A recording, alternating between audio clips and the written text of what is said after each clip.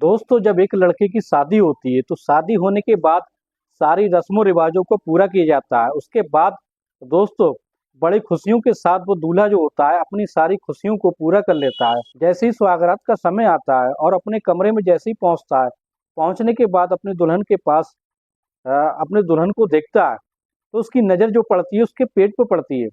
जैसे ही उसकी नज़र उसके पेट पे पड़ती है तो बड़ा घबरा जाता है और सोचने लगता है कि आखिर उसकी पत्नी का पेट इतना बड़ा कैसे हो सकता है।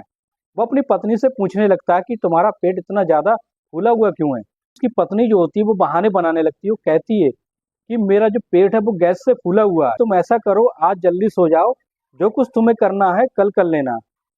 वो वो लड़का यही सोचने लगता है कोई बात नहीं, उसकी बीवी परेशान है। इसी बात पर लड़का उसकी मजबूरी को समझ लेता है और कह देता है कोई बात नहीं, अगर तुम्हें ज़्यादा ही गैस की समस्या है तो मैं एक गोली ला देता हूँ, गैस जो है वो कंट्रोल हो जाएगी। लेकिन वो लड़की कहती है कि नहीं, मुझे ऐसे ही नींद आ जाएगी। दोस्तों, जैसे ही सुबह का समय होता है तो उस लड़की को बहुत सारा पेन होने लगता है, बहुत दर्द होने लगता है। ऐसा दर्द होने लगता है जैसे किसी की लड़की की डिलीवरी होने वाली होती है, इस तरीके से दर्द होता है। कि उसको दर्द होने लगता है तो वो लड़की ससुराल वालों से कहने लगती है कि मेरे मायके में मुझे पहुंचा दो। ससुराल वाले कहने लगते हैं कि तुम इतना दर्द हो रहा है तो हम तुम्हें अस्पताल ले चलते हैं, तुम्हें मायके जाना है लेकिन बाद में चले जाना। ऐसे घर वाले जो होते हैं उस लड़की को ले जाकर अस्पताल में भर्ती कराते हैं। दोस्तों, फिर क्या होता है, कुछ देर के बाद डॉक्टर के द्वारा पता चलता है कि जो है वो 9 महीने की प्रेग्नेंट है। दोस्तों, आखिर सच्चाई क्या है? दोस्तों, बड़ा ही रोचक कहानी है। अगर आप इसे सुनोगे तो बड़ा ही इंटरेस्ट आएगा। कैसे कैसे लोग हैं जो अपनी इज्जत के खातिर दूसरों को बदनाम करने में लगे रहते हैं। अगर आपने हमारे चैनल को सब्सक्राइब नहीं किया तो सब्सक्राइब जरूर कर लें ताकि हमारा मोटिवेशन बना रहे। दोस्तों, ये सच्ची घटना हम आपको बताने जा रहे हैं। ये प्रयागराज की है। प्रयागराज में शर्मा परिवार के यहाँ एक लड़की की शादी तय हो जाती है। शादी तय होने के बाद दोस्तों लगभग 5 महीने के बाद उनकी शादी लगभग 25 फरवरी के करीब, 25 फरवरी 2025 को उनकी शादी का मुहूर्त आ जाता है। तभी दोनों की शादी बड़ी धूमधाम से हो जाती है। रिश्तेदार होते हैं बड़ा खुश होते हैं कि उनके यहाँ पर एक शर्मा परिवार में बड़ा अच्छी शादी संपन्न हो गई है। जैसे ही लड़का और लड़की अपने कमरे में जाते हैं, सुहागरात का समय होता है, अपनी पत्नी दुल्हन के पेट पर जब उस लड़के की नज़र पड़ती है तो बड़ा घबरा जाता है, सोचने लगता है कि आखिर दुल्हन का पेट इतना फूला हुआ क्यों है। इसी वो लड़का अपनी दुल्हन का पेट दिखता है तो कहने लगता है कि तुम्हें क्या समस्या है, तुम्हारा पेट आखिर इतना फूला हुआ क्यों है। तो वो लड़की कहने लगती है, वो लड़की कहती है कि नहीं, ऐसी कोई बात नहीं है, मेरा पेट जो, मुझे गैस की समस्या है इसलिए पेट मेरा ज़्यादा फूला हुआ। तो लड़का कहता है आज हमारी सुहागरात का समय है और ये तुम्हें अगर दिक्कत है तो कोई बात नहीं, हम जो कुछ करना है वो कल भी कर लेंगे। अगर तुम्हें ज़्यादा ही दिक्कत है तो मैं तुम्हें दवा ला देता हूँ, कोई गोली ला देता हूँ। लड़की कहने लगती है ऐसी कोई बात नहीं। दोस्तों, लड़की कहने लगती है मैं सो जाऊंगी, तुम भी सो जाओ, जो कुछ करना है हम कर लेंगे। दोस्तों, जैसे ही सुबह का समय होता है तो दोस्तों फिर क्या होता है, सुबह उसको इतना दर्द होने लगता है जैसे किसी महिला के डिलीवरी के समय इतना दर्द होता है। इस तरीके से वो महिला जो, उसकी पत्नी जो है वो चीखने लगती है।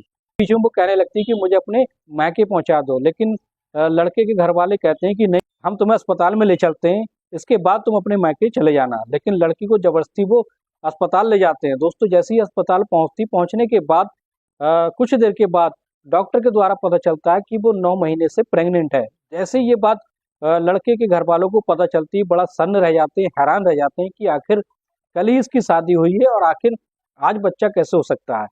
और इसी तरीके से कुछ देर के बाद उसकी बीवी की नॉर्मल डिलीवरी हो जाती है। नॉर्मल डिलीवरी होने के बाद बच्चे को वो जन्म दे देती है।